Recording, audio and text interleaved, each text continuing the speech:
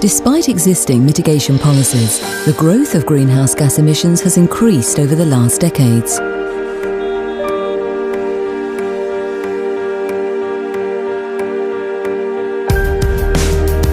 To limit global warming to 2 degrees, greenhouse gas emissions need to be substantially reduced in all sectors of the economy. There are multiple mitigation pathways leading to this ambitious goal.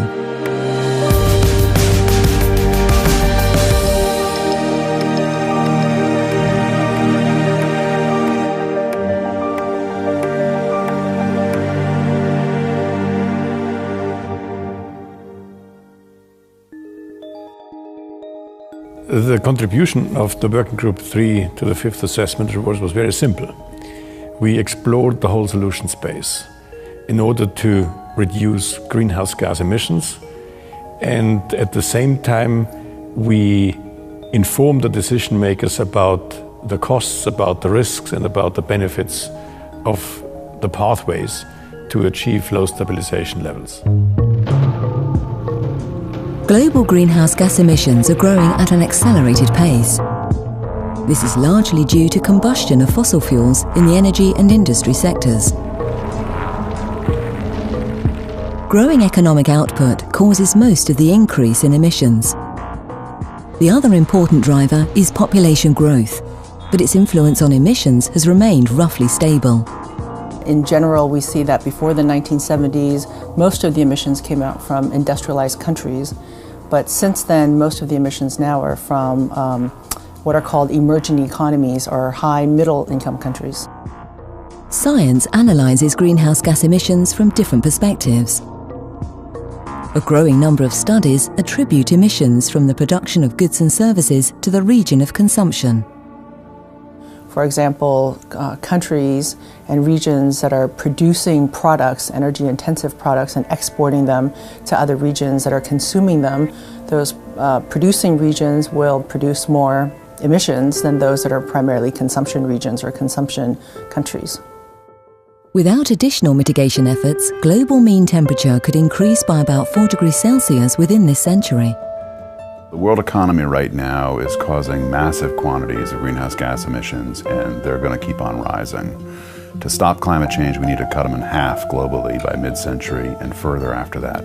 And that's going to involve complete transformation in the energy system, especially in electric power, new kinds of power plants, bigger, longer, more complicated electric power grids.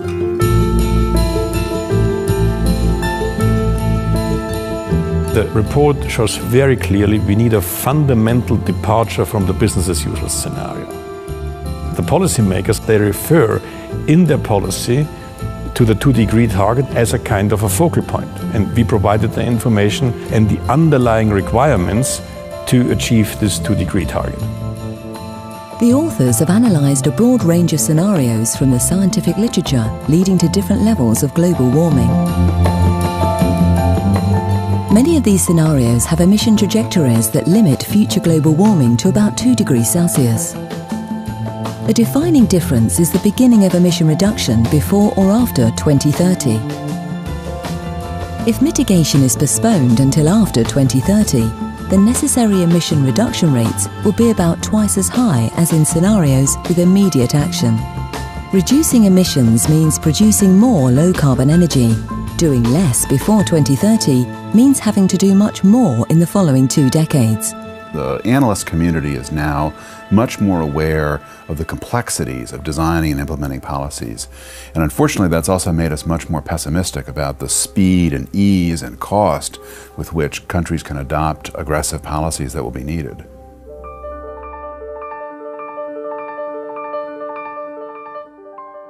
You can think of the atmosphere as a common resource. It's not owned by anybody. People around the world share it. They use it for various purposes, and I'm sorry to say that one is they use it for dumping their waste greenhouse gases. It costs each individual nothing to dump her gases, and it costs nations very little to dump their own gases into the atmosphere, but the harm done by that is borne by people all over the world. That means the atmosphere gets overused as a dump for greenhouse gas, and that is the tragedy of the common. We have to find a way of reducing that.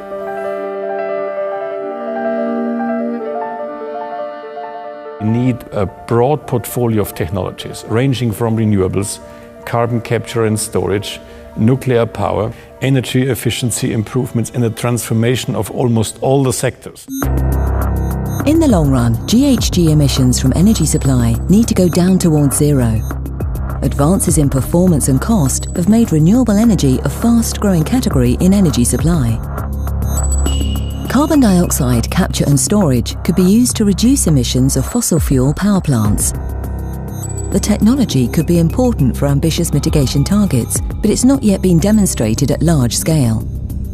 For implementing carbon capture and storage at a larger scale, it is important to take into account the need to compensate the operational investment cost with, for instance, higher prices of carbon markets, and also to take into account the need to consider the regulation needed to deal with the technological risk associated to this technology.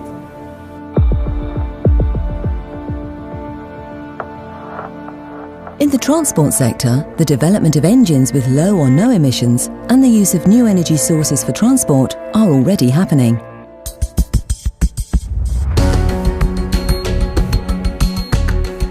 Technical and behavioural mitigation measures, in combination with investments in new infrastructure and urban redevelopment, could reduce energy demand substantially.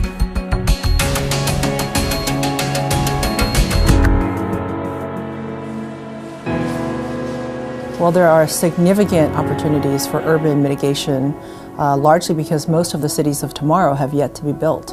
And so we really are at this pivotal moment where over the next 20 to 30 years, there are many countries, especially in Asia and Africa, that will be developing and constructing their roads and infrastructure. Some of the main mitigation options in the building sector are really associated with the significant improvements in building performance, increases in energy efficiency, and really a reduction in building costs, such that it makes it much more financially feasible to retrofit inefficient buildings.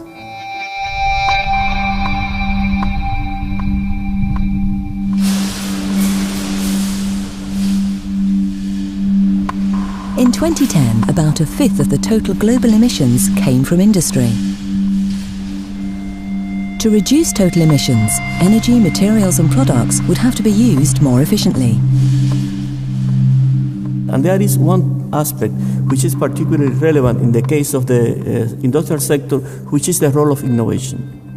It is important, firstly, to remove as much as possible the system barriers, for instance, the initial investment cost, and also informational gaps. To achieve ambitious mitigation targets, policies need to be implemented across all sectors of the economy.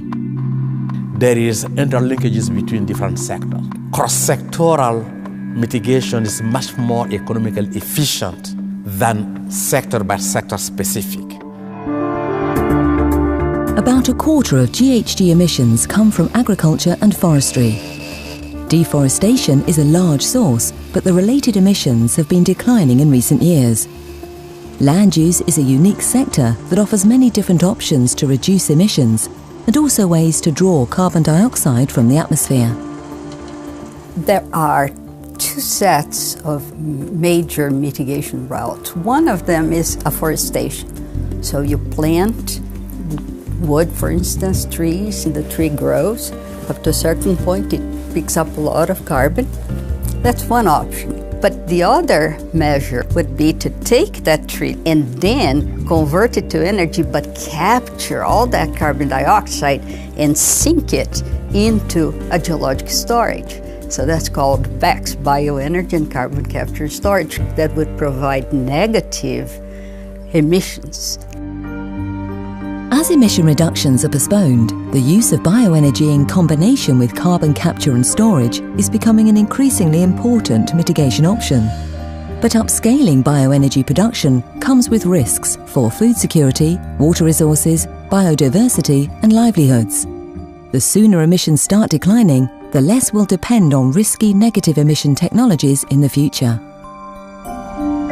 There can be significant risks associated with large-scale mitigation measures. But on the other side, there can be benefits beyond curbing negative climate change impacts. Let me take the case of Africa, where the energy system is not yet in place. There is two options. You can go for fossil, or you can go for clean energy aspect. Electrifying the African continent with clean renewable energy would have co-benefits. Reducing the use of wood and other biomass for cooking and heating could reduce pressure on local resources and also improve health through better indoor air quality. But there are challenges. It will require new type of investment, a massive investment in the beginning for the initial cost of any of those different options. And then unless we have those possibilities, the financial possibilities, it might be difficult to do it.